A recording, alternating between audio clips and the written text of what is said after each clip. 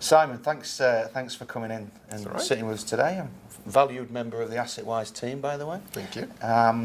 We've been pushing around accessibility and the DDA and these kinds of things in buildings, and it's an interest of yours, and we've had a chat around it a little bit. But one of the things we were talking about is whether it's compliance driven or is there other things at stake here? I mean, how do you view accessibility? I think part of the beauty of what we do, Assetwize, or why I'm interested in it, is that we don't just give advice relative to what's compliant at the end of the day. Compliant is kind of in that box, basically, where you've got a ticket to achieve compliance, end of story, and you move on.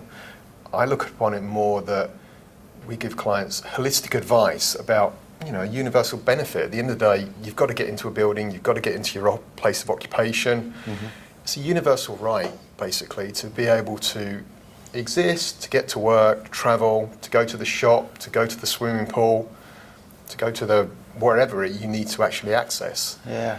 And a lot of the time, people don't give it the thought. They just give it the thought of what they need to do to achieve compliance. And I appreciate at the end of the day that's effectively the minimum you need to achieve. But probably my interest is more in, look, common sense approach. What do you need to do? How do you achieve that end, basically?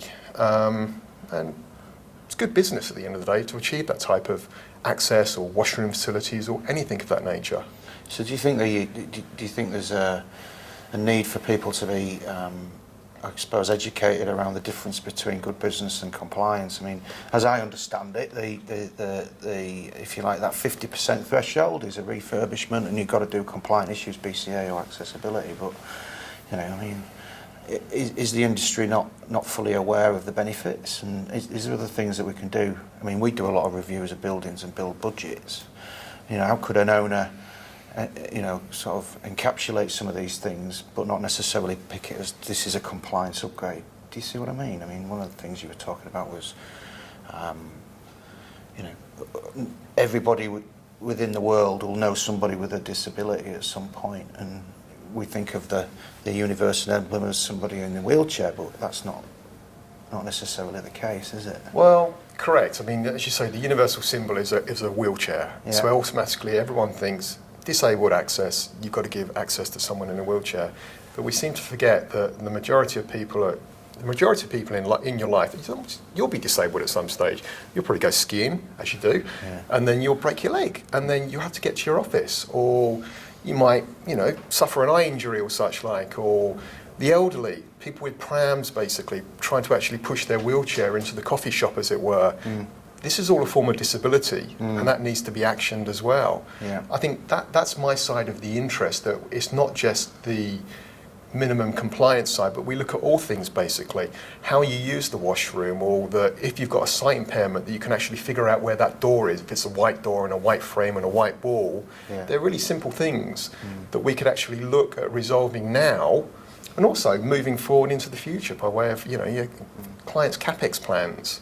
What can they actually do now that makes economic sense, would not deal a great deal of additional cost, but they can start thinking how they can improve their asset for the benefit of not only people to use it from the accessibility point of view, but also to make it more marketable, basically.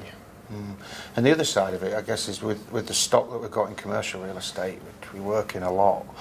There's new things coming out of the ground, which hopefully are covered. They'll all be covered basically under the Premises Standards Act, so that will have minimum compliance basically. But then there's this whole regeneration coming, and whether it's turning it from an office into something else or just that general upgrade. I mean, people get a bit frightened by compliance, don't they? And they do. But then I also think even with new buildings, basically, again, it's that minimum level of compliance is achieved so the building can be approved. That's not necessarily the be-all and end-all, basically, because the Premises to Standards Buildings Access, which is the minimum you need to achieve, basically, that lists your path of travel into the building, your accessible parking space, basically, your access into the building, your washrooms, your minimum standards. But then you've seen buildings and stores around here, basically, that obviously they're new, they've been approved, basically, and yes, there's good access, but they've forgotten the whole idea of actually allowing people who have got other forms of disabilities, hearing disabilities or sight impairments, basically. Sight impairment, there's buildings around here with glass staircases, for instance, that are weirdly lit up basically. Anyone with sight impairment trying to use them would find it really difficult. Or stores where, for elderly to try and use these. One of the theatres in Sydney, basically, that's a prime example. It's got a glass staircase. At night time when you come down it, it just screws you up so much trying to use it. Right. You know, just think if you had a few, basically, You'd fall down it. you would. But that's for a normal perception, basically, of an able-bodied person using it. It's those things that I find probably a little bit frustrating in design, that even we achieve a minimum compliance, we don't think beyond that. We don't think of what a common sense approach would be. We don't take into consideration people's disabilities, or I'm saying not just that wheelchair aspect, but the elderly, the people who have they've got their leg in plaster, or they can't use the door because they've buggered their arms up, as it were. Yeah. This is where I find it frustrating and also interesting, and that's where I think that we'd like to come in and start tinkering and helping.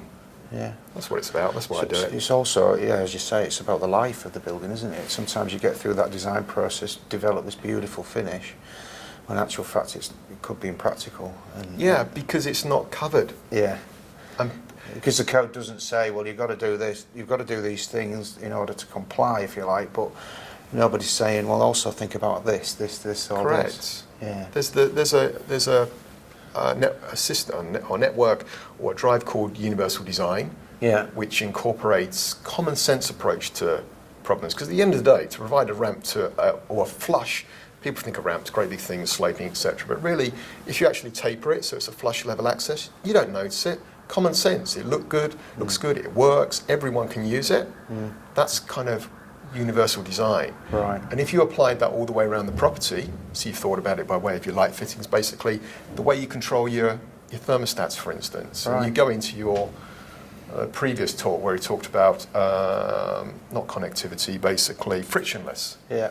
You know, how you can actually use your controls, basically, so they can respond to people from voice activation rather than having to be manipulated with hands, for instance. Yeah. I mean, all these things, there's all these exciting possibilities. Yeah. And I think everything kind of links in together. And I think that's where I think it's good to get involved in advice overall on a property. So it's not just that one aspect of accessible design, but how does that relate to future life cycle? How does it relate to the environmental issues within the building? How does it relate to services? All of those have got to be viewed together. Yeah. And you can't just silo them. And I think that's a lot of the time what happens. They're all siloed, so accessibility is over there. Right, cool, tick, done that. Building services, yep, tick, done that, basically. And especially true on an existing building. When you're looking at an existing building that's got to be upgraded, you've got to look at it collectively. Yes, everyone's good at their own individually trade and profession, but we need someone to pull all that technical knowledge together and try and arrive at a solution that can be planned into the future. Good value for everybody. That's great. Yeah, I think so. Yeah. Thanks, Sam. It's all right. Thanks for your time.